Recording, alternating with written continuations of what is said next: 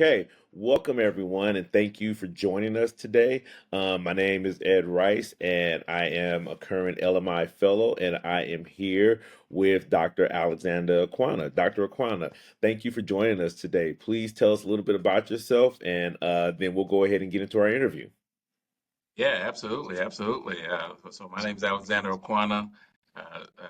Honor and privilege of serving as provost here at San Jacinto College, and so been with the college now for 20 years. I'm trained as actually I'm a pharmacist as my background and worked in healthcare for about 15 years before I got into education, and so glad to be here with you. Okay, great. So, Dr. Kwana, as you know, part of our interview today is about leadership, and so we really appreciate you taking some time to talk to us a little bit about your leadership journey, and hopefully, what we know you'll share something with us that we can also take with that as we are aspiring to be leaders and sit in some of the same positions as you. So, one of the first things I want to ask you is how do you define leadership? Yeah, you know, leadership. How I define it is, I would say two things: Okay. vision, and influence. Um, you know, uh, in order to be a leader, I think you have to have a vision. You have to be able to see a state where things are better, or how you want to improve something. And so I think you have to have that vision because that is your guiding point, your guiding light. And then it's also about influence. It's about being able to take people toward that vision. And so I think, for me, leadership is totally about vision and also about influence. Okay. So, Dr. Aquano, as we talk about vision and influence, was doing a little research on you and got a little into your background. So, I'm wondering how that vision and leadership was shaped. I understand you were in the military. So, can you share with us how your experience in the military influenced you as a leader in higher education? Absolutely. My definitely my military experience had a big influence in terms of my leadership style and I think one of the things that the military is great, they were really great at ingraining you, the whole philosophy of teamwork. One of the things you learn quickly in the military is, you know, it's not about you finishing first. And so, for example, if you were running and you came across the finish line first, they'd make you go back and continue to run until everybody else finished. And so it was really, it really ingrained in you that it's not about finishing first, it's about everybody finishing. And so that whole concept of teamwork, that whole concept of being a good follower and knowing when to follow, is important. I think that was something that's ingrained in me. Even in my role now, there are times in which you have to follow, and so you need to know how to be a good follower in order to be a good leader. So teamwork was definitely a big thing that the military ingrained in me. But also discipline, that consistency, being dependable, that structure.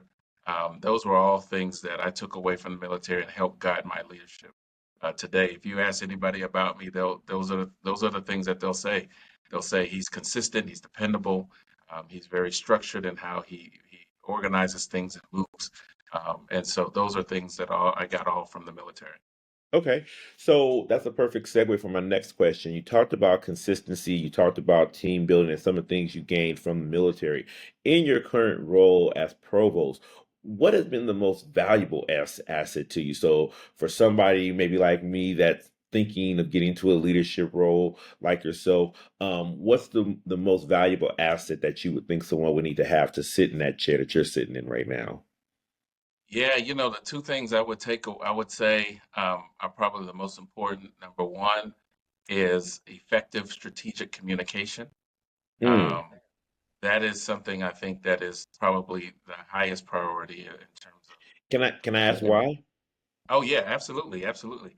Um, because there's a quote that I try to live by, that Hmm.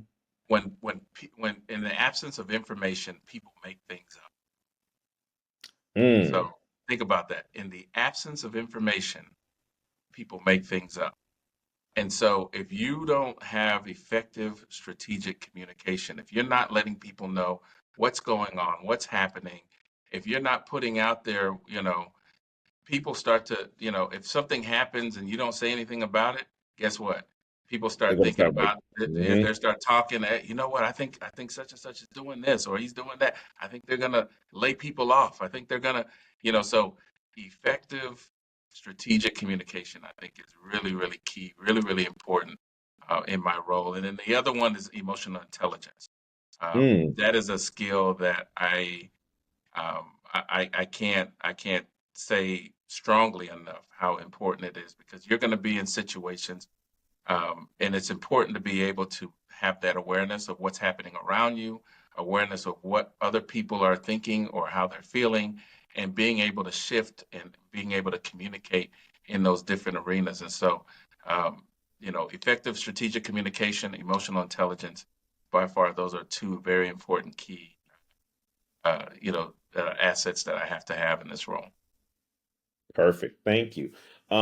One of the other questions I have for you, which I'm sure your emotional intelligence comes into play. You know, as a leader, sometimes you are required to lead during a challenging times. Under our current administration, many higher education institutes in our country, they find themselves having to navigate some challenging times at the current moment. How are you effectively leading your institution during some of these challenging times? Yeah, and I'll go back to definitely clear communication. In this current climate where things are changing rapidly, Hmm I think you have to be very transparent of what's happening, what's going on. You also have to show some empathy, and I just recently I had a meeting with our grants team hmm because we have several grants going on, and some of our grants have big teams. I'm PI on a Title III STEM grant through the Department of Education, and that has 8 employees under that grant, full-time employees. And so, we had to meet with a lot of our different grants teams and have a conversation about what's happening currently in the climate right now, what's going on, and but also letting them know and say, hey, we are thinking about these things at a strategic level. We have folks that have their ear, to the street, that are listening and advocating for the things that we're doing with these grants and how they're making a difference. But also we're talking about how we may have to shift, and coming up with contingency plans in terms of, hey, if all of a sudden funding stops, hey, this is, we're thinking about what's the next steps, and we value you all as employees, and we're going to figure out ways to keep you employed. And so when you have that effective communication, clearly letting people know that you're thinking about them in their best interest, you're not going to hang them out to dry.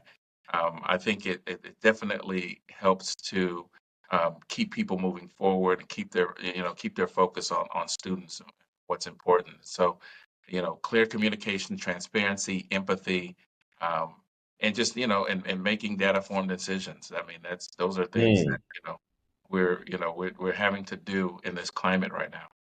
Okay, great. So, gonna shift gears just a little bit here. Want to talk about and sort of pick your brain and figure out those things and those tools that we can use to be effective leaders like yourself. So, can you share with us and the audience here, what's the name of a leadership book that you recommend or that you read or that you've been reading for a while, and tell us why. Yeah, man, it's hard to pick just one because there's so many good ones that Okay. go out, that's out there. I would say, I'm going to give you two. The first Okay. one is an oldie but goodie. It is From Good to Gay, from Jim Collins.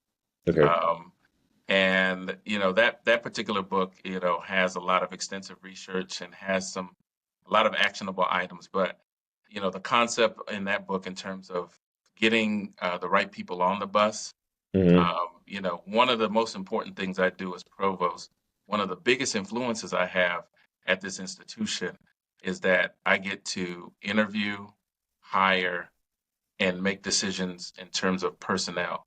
Hmm. And and those in those hiring decisions, and then also those and also developing those individuals, in terms of professional development funds and things that we have, to be able to support those individuals. That is the biggest influence that I have on this institution. And so, getting the right people on the bus and making those hiring decisions, and also those team building and development decisions, those are things that I think that this book really dives into, and I think it really shapes what leader, in terms of the importance of our role as leaders. The other book that it was a recent book that I just read, Okay. um, and this particular book was by Simon Selleck. It's called Eaters Eat Last, Okay. and this book Can you say really, the name one more time for me? yeah, it's called Leaders Leaders. Eat Last. Okay. Leaders Eat Last. Yeah, it's by Simon Sinek, and this particular book emphasizes the importance of trust and safety in organizational culture. And it reminds, it's a reminder for leaders that their primary role is to serve and protect those that they lead. So those are the two books that I would say. One is a newer one. One was an oldie but goodie. So Hmm.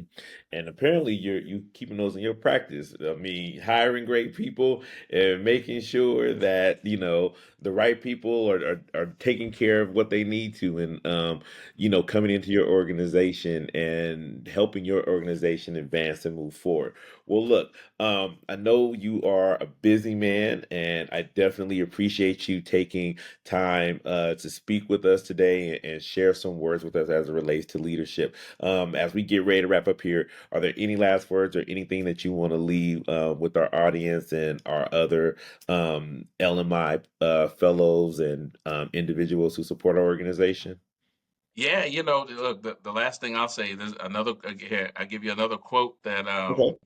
I definitely think is worthy of mentioning. But of course, leader. This is a quote by Bill George. He wrote a book called True North: Hmm. Discover Your Authentic Leadership. And in that quote, he says, "Leadership is a journey, not a destination. It's a marathon, not a sprint.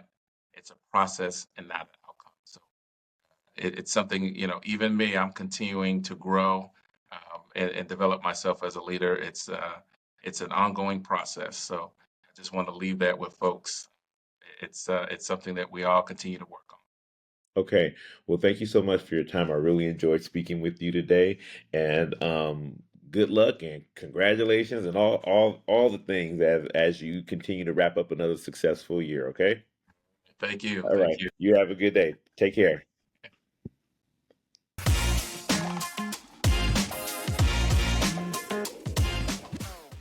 For more information about the American Association of Blacks in Higher Education and the Leadership and Mentoring Institute, please visit our website at lmiexperience.org.